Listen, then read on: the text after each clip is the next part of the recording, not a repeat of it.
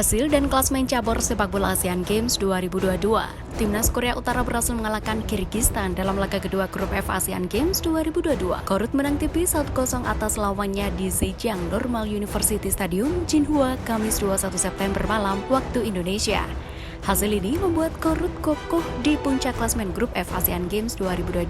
Korut mengoleksi 6 poin berkat sapu bersih kemenangan di dua laga awal. Sedangkan timnas Kirgistan semakin terbenam di posisi juru kunci. Kirgistan belum meraih 1 poin dari dua laga yang telah dilakoni. Kemenangan yang diraih Korut membuat mereka kini berada dalam posisi favorit untuk lolos ke babak 16 besar Asian Games 2022.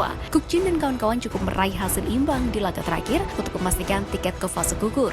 Sementara itu, timnas Indonesia U24 harus berjuang keras untuk bisa lolos ke babak 16 besar. Kekalahan dari Chinese Taipei membuat tim Garuda Muda wajib menang saat melawan Korea Utara pada laga terakhir, Minggu 24 September 2023.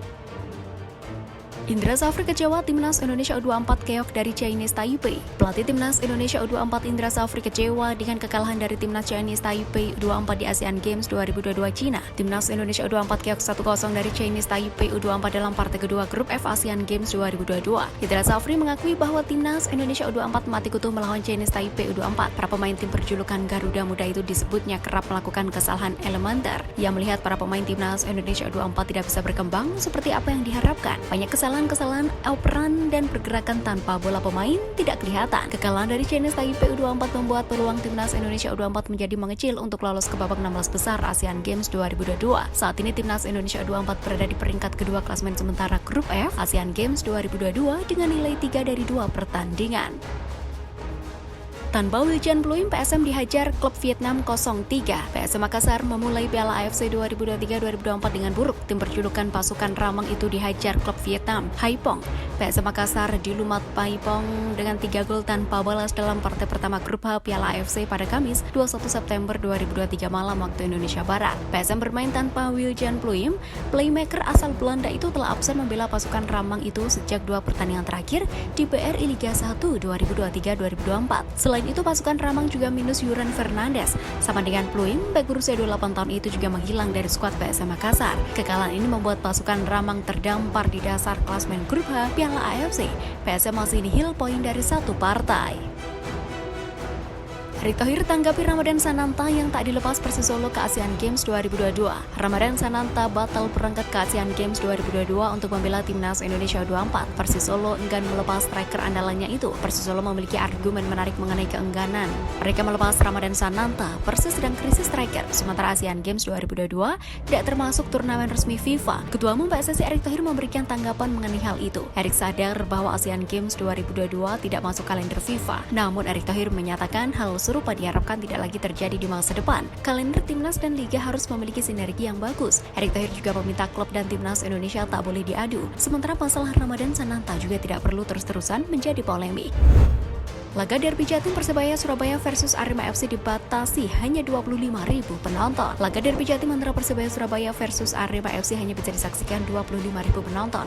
Hal itu didasarkan pada hasil rapat koordinasi pihak kepolisian di Polda Jawa Timur. Persebaya Surabaya menjamu Arema FC pada pekan ke-13 Liga 1 2023-2024. Duel syarat gengsi itu akan dihelat di Stadion Gelora Bung Tomo Surabaya, Sabtu 23 September 2023 pukul 15.00 waktu Indonesia Barat. Pihak Persebaya bernafas lega usai Kementerian PUPR akhirnya mengizinkan laga tersebut digelar di Stadion GBT. Mereka berubah pikiran setelah sebelumnya meminta Bajul Ijo mengosongkan stadion tersebut jelang Piala Dunia U17 2023.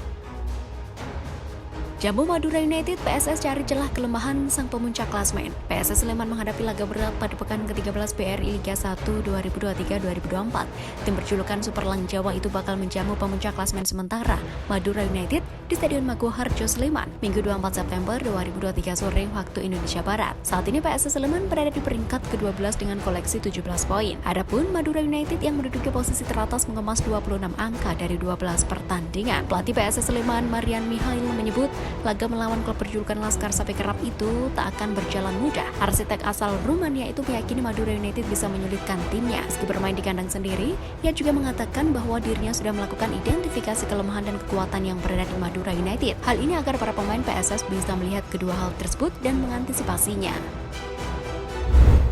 Kritik warganet usai Timnas Indonesia U24 dikalahkan Chinese Taipei di Asian Games. Timnas Indonesia U24 secara mengejutkan dikalahkan Chinese Taipei dengan skor 0-1 dalam laga kedua Grup F Asian Games 2022. Kekalahan ini seakan menjadi tamparan keras buat anak asuh Indra Safri, karena mereka datang dengan rasa percaya diri tinggi usai di laga pertama mengalahkan Kirgistan 2-0. Namun, digadang-gadang meraih kemenangan di kedua saat bersua Chinese Taipei sekaligus menyegel tempat ke fase knockout. Timnas Indonesia U24 justru 0 poin. Memantau media sosial, netizen mempertanyakan keputusan Indra Safri yang tidak menurunkan starting line up yang sama saat bersua Chinese Taipei. Beberapa nama justru ada di bangku cadangan saat memulai laga. Sebut saja Hernando Arya Sutaryadi, Robby Darwis, dan Andi Setio. Warganet pun menganggap Timnas Indonesia U24 seperti menganggap remeh kekuatan Chinese Taipei. Datangkan Joao Pedro, PSM Makassar lengkapi kuota pemain asing. PSM Makassar resmi mendatangkan pemain asal Timor Leste, Joao Pedro da Silva Freitas. Dengan mendatangkan kompatriot Gali Freitas itu, PSM pun berhasil melengkapi kuota pemain asing.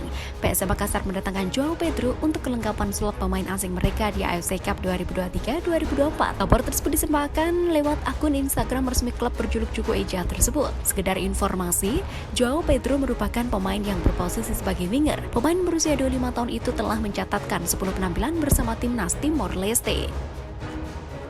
Thailand dan Vietnam sama-sama babak belur di Asian Games. Cabang olahraga sepak bola putra Asian Games 2023 telah menyelesaikan pertandingan kedua fase grup. Wakil ASEAN babak belur semua di pertandingan kedua ini. Seperti yang sudah diketahui, ada 4 negara yang mewakili ASEAN di cabur sepak bola putra Asian Games 2023. Indonesia, Vietnam, Thailand, dan Myanmar akan bersaing dengan negara-negara terbaik di Eropa untuk lolos ke Olimpiade nanti. Dari grup A, Myanmar berhadapan dengan Cina. Myanmar cukup percaya diri setelah mereka menang 1-0 melawan Bangladesh di pertandingan pertama.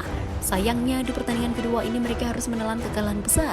Mereka tumbang dengan skor 4-0. Di grup B, Vietnam bertemu dengan salah satu tim terkuat Asia saat ini. Mereka harus berhadapan dengan Iran. Sejak awal laga, Iran tampil begitu dominan atas The Golden Star. Alhasil Vietnam kalah dengan skor telak 4-0 di laga ini. Wakil ASEAN lainnya, Thailand juga menelan kekalahan telak. Di pertandingan kedua, grup E, Thailand berhadapan dengan Korea Selatan. Di laga ini, Thailand benar-benar dibuat keteteran dan juga kalah dengan skor 4-0.